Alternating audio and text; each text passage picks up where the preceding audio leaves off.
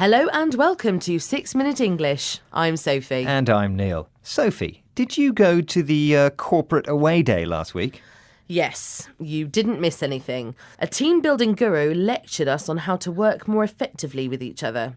We gave some presentations, had a few drinks after. Right, okay. An away day is a day that employees spend together away from their usual workplace. And a guru is an expert in something. So, did this guru teach you anything new, Sophie? No, not really. Shame. I was hoping for some tips on how to work more effectively with my co-presenter. I think we work very effectively already, Neil. Now, today's show is about team building, or encouraging employees to work well together as a team by getting them to engage in different types of activities. And apparently, some companies in the UK are offering their employees activities such as Hunger Games-style combat days, where teams must work together to kill as many of the opposing team as possible. Have you seen the Hunger Games movies, Sophie? Yes. There are also zombie boot camps where military instructors train you on how to fight zombies. That's dead people who have come back to life. For the more cerebral or brainy among us, there are crime investigations modelled on popular TV dramas like Sherlock Holmes. Well, I'm not sure about the zombie boot camp. A boot camp is a short course of hard physical training. But the Sherlock Holmes away day sounds like fun. I definitely go for the zombie experience, though I'm not sure how it connects with most people's working lives. Violence, death, the living dead. Good point. So let's move on and have today's quiz question. What did Chairman Mao introduce in China in 1951 as a compulsory activity for workers and was reintroduced by the government a few years ago? Was it A, calisthenics, B, calligraphy, or C, English language lessons? Calisthenics, by the way, is a type of gentle physical exercise. And calligraphy, by the way, is the art of writing by hand with a special brush. Well, I'm going for A, calisthenics. Not English language lessons, Sophie? No, I'll stick with calisthenics, thanks. OK, well, we'll find out later if you're right or not. Now, whilst English lessons might sound like hard work, ukulele lessons are apparently catching on. A ukulele is a musical instrument. Top businessmen Bill Gates and Warren Buffett both do it, and stressed-out city workers are following their lead. Here in the UK, a number of companies have been holding ukulele team-building sessions. That sounds amazing. And is there anything about the ukulele in particular that leaves people feeling better after they played it? Let's hear more about this from Lorraine Bowe, who teaches people to play the instrument.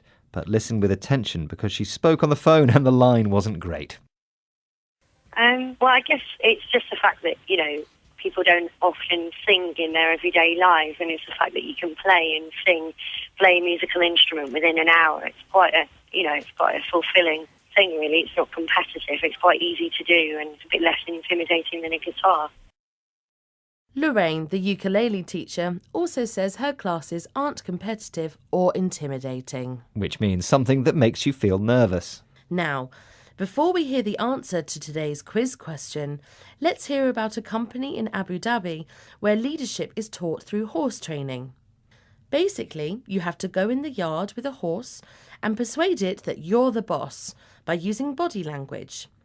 Here's Kelly Eade, co-founder of the company, explaining why she thinks this approach works. The horses don't care if your hair is purple, if you're a man or a woman, if you're old or young, if you are what religion. So it transcends all of those cultural boundaries. It transcends age, gender, religion, tradition, etc. So that's a perfect fit. And in an organization where you really need groups of people to gel who come from backgrounds which have no common norms, you can teach that most efficiently with a horse. To gel with someone means to connect or get on well with someone. So you try to get the horse to do what you want using body language. And the horse feels instinctively whether or not you are a natural leader because it doesn't recognise cultural differences, hair colour and age. Probably easier said than done. Indeed. Now remember, I asked, what did Chairman Mao introduce in China in 1951 as a compulsory activity for workers and was reintroduced by the government a few years ago? Was it A, calisthenics, B, calligraphy, or C, English language lessons?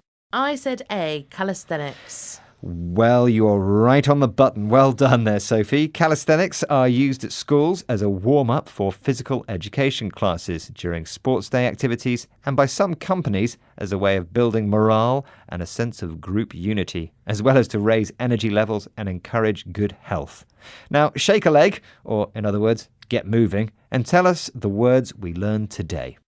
They are away day, guru, team building, cerebral, boot camp, calisthenics, calligraphy, synchronize, intimidating, gel, shake a leg.